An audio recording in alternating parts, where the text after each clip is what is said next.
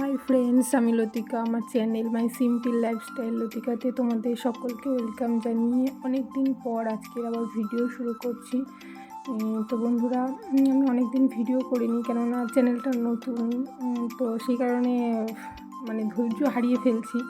তো যাই হোক, অনেক দিন পরে আবার ভিডিও শুরু করছি। আশা করছি তোমরা সবাই আমাকে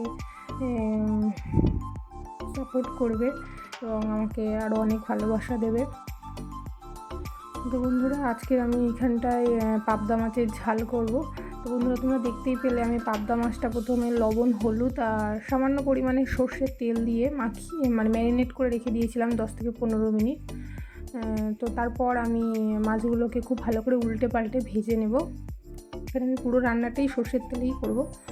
তো এই মাছগুলো ভীষণ তেলে দিলে ভীষণ ফাটে আর কি, তো সেই জন্য আমি একটু তেল মাখিয়ে রেখে দিয়েছিলাম। তো বন্ধুরা, আমি এখানে মাছগুলোকে ভালো করে উল্টে পাল্টে ভেজে নিয়েছি। নিয়ে এখানটা আমি একটু তেল পরে আর একটু তেল ওর মধ্যে অ্যাড করে দিলাম। দিয়ে তেলের উপরে আমি কালো জিরে ফোড়ন দিয়েছি। দিয়ে এখানটা আমি একটু আদা কুচি পেস্ট আর কি ওর উপরে দিয়ে তেলের উপরে ফোড়নে দিয়ে দিয়েছি। দিয়ে আমি এইখানটায় টমেটো পেস্ট, তোমরা চাইলে আদাটা টমেটোর সাথেও পেস্ট করে নিতে পারো। আমার যেহেতু আগে একটু স্ক্যাপারে করা ছিল, তো সেই জন্য আমি ওটা তেলের উপরে দিয়ে দিয়েছি। চাইলে তোমরা টমেটো আর আদাটা একসাথে পেস্ট করে তেলের উপরে দিয়ে দিতে পারো। দিয়ে এবারে এর মধ্যে আমি হলুদ, লঙ্কার গুঁড়ো আর লবণ দিয়ে মশলাটা ভালো করে কষিয়ে নেব। যতক্ষণ না পুরো মশলার তেল শুকিয়ে আসছে ততক্ষণ পর্যন্ত খুব ভালো করে কষিয়ে নেব। আর কালারের জন্য একটু চিনি এর মধ্যে অ্যাড করে দেবো।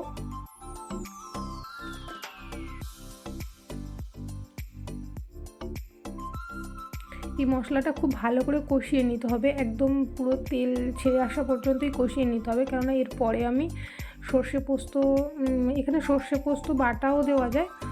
আমি এখানে পেস্টটাই দিয়েছি, যেটা এমনি সানরাইসের সর্ষে পোস্ত যে পাউডারটা পাওয়া যায়, ওটা আমি হালকা উষ্ণ গরম জলে কিছুক্ষণ ভিজিয়ে রেখেছিলাম, রেখে ওইটাই আমি দিয়ে দিলাম।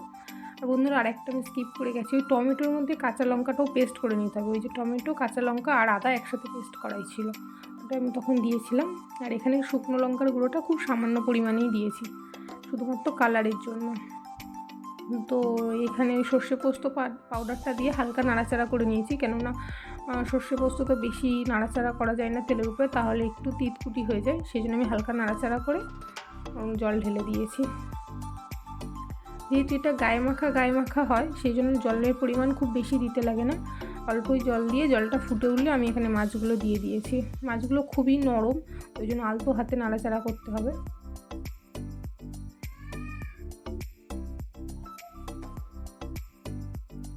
তো বন্ধুরা, এখানে কাসুরি মেথি দিচ্ছি, আমার তরকারিটা হয়ে এসছে প্রায়।